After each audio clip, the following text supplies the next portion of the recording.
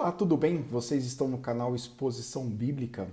Aqui é Michel Augusto, sou pastor da Igreja Batista Reformada de Brasília desde 2001. E aqui no Exposição Bíblica nós estamos treinando pregadores desde 2012, né?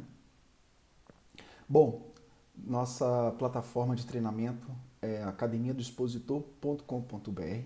Passa lá, você vai ver muitas coisas boas, você vai ter contato com muitos docentes maravilhosos. Nós temos treinamentos presenciais, conferências, palestras, e por falar em conferência, 24 e 25 de novembro temos uma conferência, a Exposição Bíblica, que será semipresencial. Algumas palestras serão presencial e outras online, com Dani Doriani, Thomas Neros, Ludgero Bonilha, Emílio Garofalo, eu estarei também, e outros pregadores, outros palestrantes, como de praxe nas nossas conferências, né? Bom, eu queria falar hoje sobre a influência do Edmund Clowney na vida de pregação do Timothy Keller. Eu já tenho dado vários insights sobre a pregação do Keller, e eu quero trazer agora algumas coisas do Edmund Clowney. Eu estou usando a obra do Colin Hansen, que é uma obra de homenagem ao Timothy Keller, a Formação Espiritual e Intelectual, uma obra nova lançada em 2023 pela editora Thomas Nelson. Ok?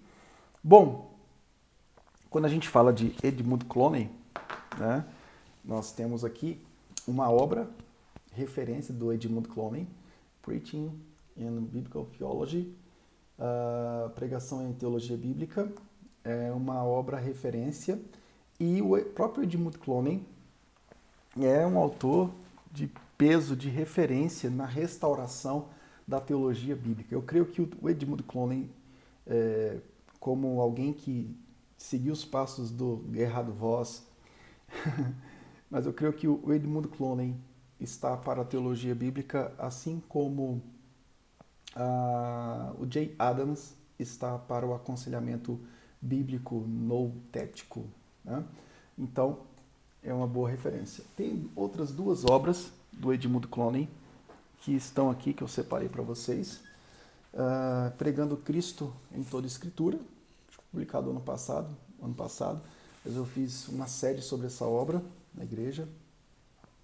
E agora, esse ano, lançaram Encontrando Cristo no Antigo Testamento. Com certeza, o Edmund Clowney, na área da pregação de Cristo no Antigo Testamento, é uma grande referência, né? Aqui eu tenho os meus livros somente na área de pesquisa de pregação.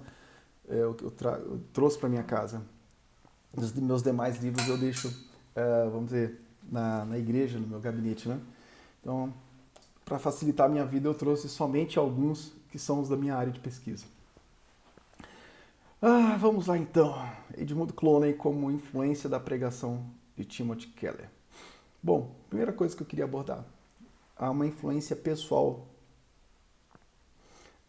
do Clowney na vida do Keller, desde Buckner até os anos da Redeemer, em Nova York, né? Bom, ou seja, a trajetória pastoral e acadêmica do Timothy Keller é influenciada por o Edmund Clowney. No fim da carreira do Clowney, por exemplo, eles ensinaram a disciplina de pregação juntos, ok? Bom, do início ao fim eles estiveram juntos. Mas voltando agora um pouco, em 1973, nós temos aí o Keller e a Kate, que é a esposa do Keller, e eles se dirigem para uma conferência bíblica em Pioneer Brook. Nesse contexto, o Clowney servia como presidente do Westminster, em Filadélfia, né, o seminário de Westminster. E o Tim e a Kate, né, já havia ouvido o Clowney lá no Gordon College. No Gordon Conwell, não no College, são dois seminários distintos.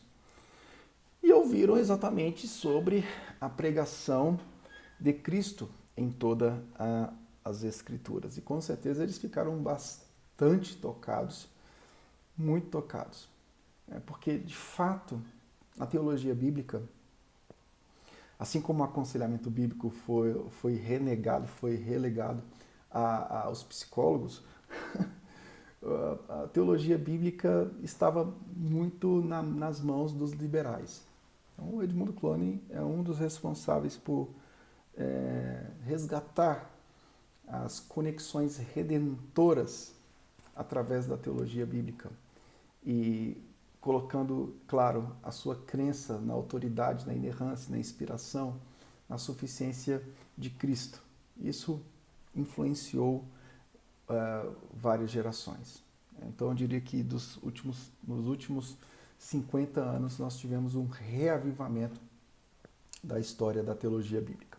Bom, fechando parênteses, vamos voltar aqui no Colin Hansen. Bom, Tim não era reformado, né? E inicialmente ele havia até rejeitado, né, o seminário de Westminster e achava estranho até se aproximar do Clowney por conta disso. Tá?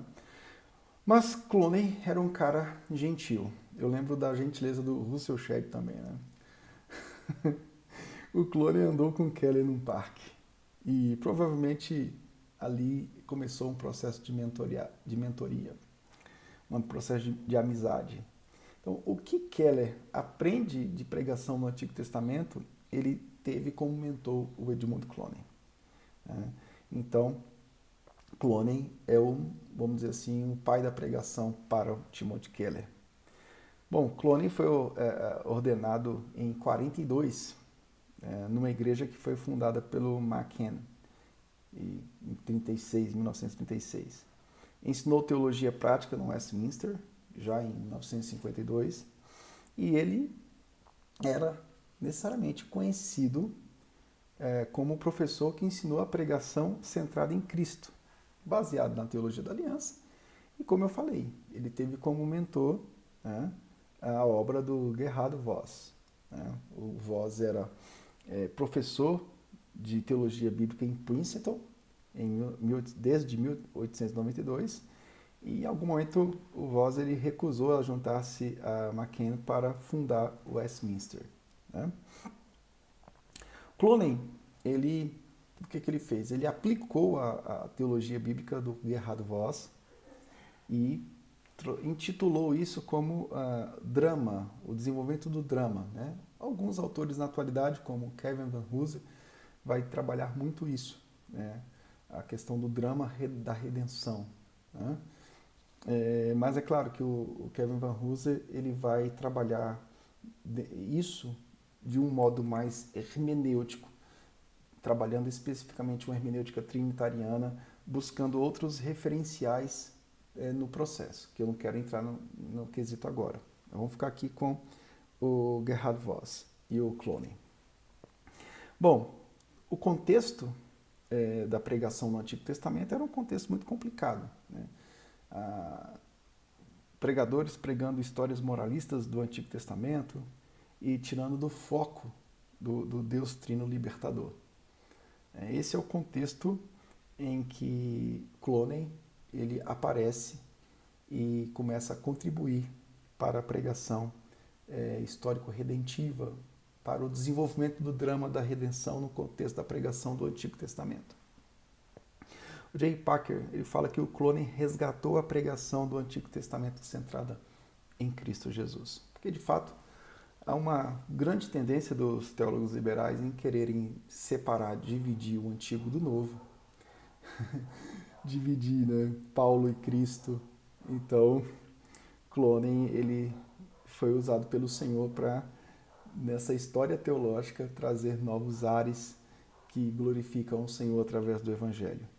Outras influências que o Keller teve foi o Alec Motyer. Eu tenho uma obra do Alec Motyer aqui, eu não sei se eu vou conseguir achar agora, mas é uma obra verdinha dele. Eu tenho também em Kindle, mas eu tenho ela aqui no livro físico. É outra influência. Então, as duas grandes influências do Keller o Clowney e o Alec Motyer. Ok? Bom, E o Alec Motyer dizia que a chave para a teologia bíblica é identificar a continuidade e a descontinuidade entre o Antigo e o Novo.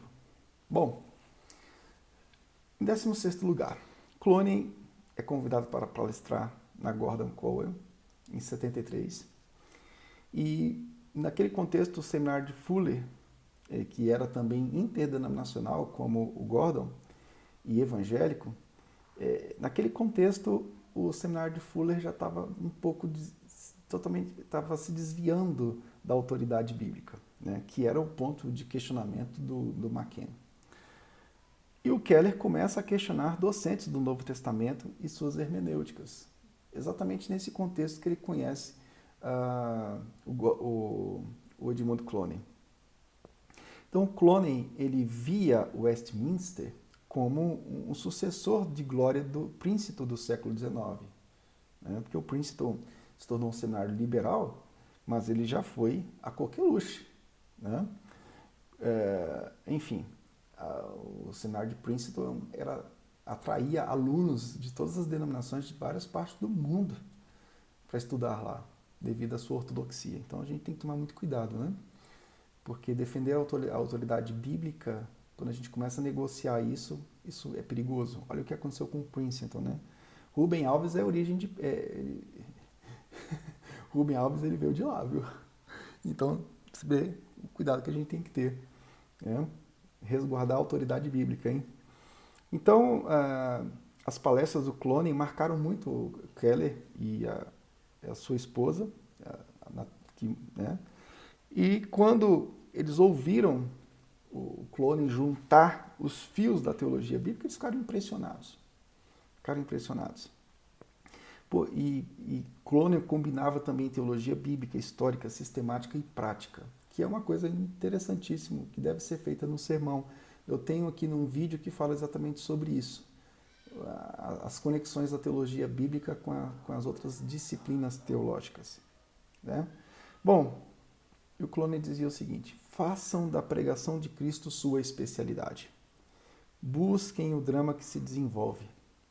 Essa era a frase-chave dele. Né? E Keller também adota a Lectio Continua, que foi adotado tanto por Clooney como a influência que o Keller teve também do Dick Lucas. Tá, ok? Então, a questão da leitura continuada das Escrituras, ou seja, uma leitura comunitária, texto a texto, né? Sessão textual a sessão textual, foi desenvolvida também por Keller.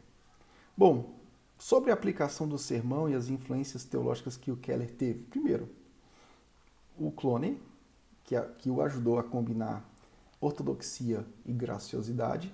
Nós temos aí o David Powlison, que faz parte da segunda geração de conselheiros, né, após o resgate do aconselhamento bíblico feita por J. Adams. Keller e o David Powlison influencia o Keller a aplicar o evangelho de modo mais intencional ao problema do homem, ao verdadeiro problema do homem, que é o coração. Nós temos o Mark Lloyd Jones, que influencia o Keller a edificar e a evangelizar no sermão. Okay? Nós temos aí Jonathan Edwards, que reforça a questão do coração com ilustrações vívidas. John Stott, que ajuda o Keller a aplicar o texto à cultura contemporânea. Keller, quem conheceu o Keller sabe que ele ele fazia conexões muito fortes do texto com a cultura contemporânea. E o Dick Lucas, da Proclamation Trust, né?